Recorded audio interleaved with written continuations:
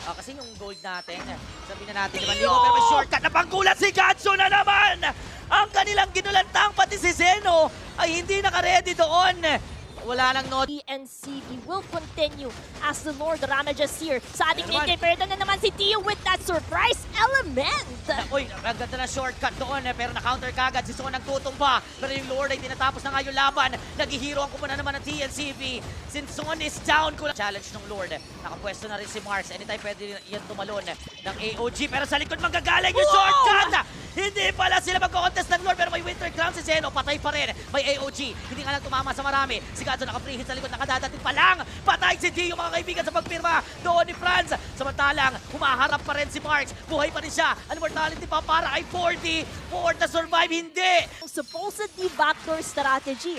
High risk ang ulit. ginawa pero itong Crimson Uy! Esports medyo umarangkada na nga dito. Tanix, J-Mac, those pick-offs are crucial and dalawa na lang natitira for the side of the immortality na siya. So yan din naman yung threat coming in for the side of Crimson Esports kasi kahit mamatay itong si Tio is alright.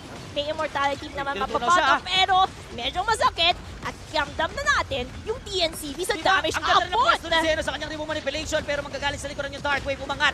Si Gatsu mapipilitang umalis at naka-tower lock.